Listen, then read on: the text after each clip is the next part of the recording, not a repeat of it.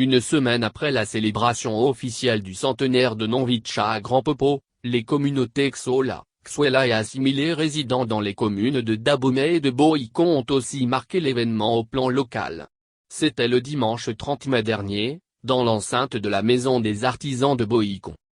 Créée depuis 1921 par Nassou Dakpa et Abalo de Xhola et de Xwela, la fraternité Nonvicha n'a pas éteint sa flamme. Elle a traversé plusieurs générations et aujourd'hui elle commémore son centenaire. Ces noces d'or ont été également marquées d'une pierre blanche dans le département du Zou. Ces deux peuples frères basés à Dahomey et Bohikon ont, dans la liesse populaire, célébré leur fraternité pour renforcer l'union avec les peuples autochtones qui, par alliance, sont concernés par ces retrouvailles. La grande salle de la Maison des Artisans de Bohikon est devenue, pour la circonstance, trop exiguë pour pouvoir contenir les convives. Arborés de leurs paniers t-shirts griffés Nonvicha, ils ont massivement répondu à l'appel du comité d'organisation sans oublier de mettre leurs serviettes au cou. Une marque qui les différencie des autres. Dans son mot de bienvenue, Parfait Kouassi Lokossa, président du comité d'organisation, a rappelé l'objectif qui sous-tend la délocalisation de cette fête dans le Zou.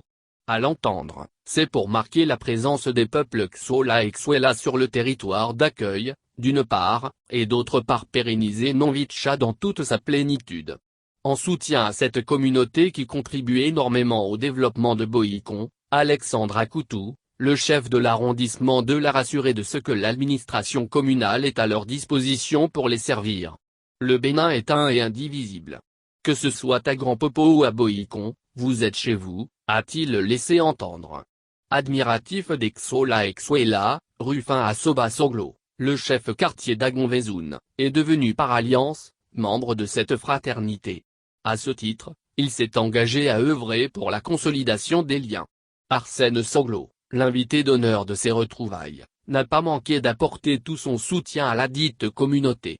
Pierre Ouexo, l'un des sages au sein du groupe, a salué les pères fondateurs de Nonvicha qui ont très tôt compris que l'oiseau n'a sa force que dans son plumage en se mettant ensemble pour le développement de leur cité.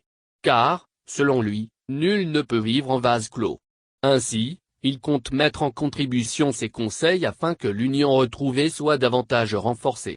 Alassane Orou Abdou, le chef d'agence CNSS Zou Colline, présent à cette fête, a apprécié l'initiative qui, selon lui, a tout son sens étant donné qu'elle met en lumière la culture sans laquelle aucun peuple ne peut s'épanouir. Plusieurs tableaux artistiques animés par les enfants et le vétéran artiste Bavadé ont agrémenté le passe-temps des invités qui ont eu l'occasion de déguster les mets locaux des Xhola et Xwela.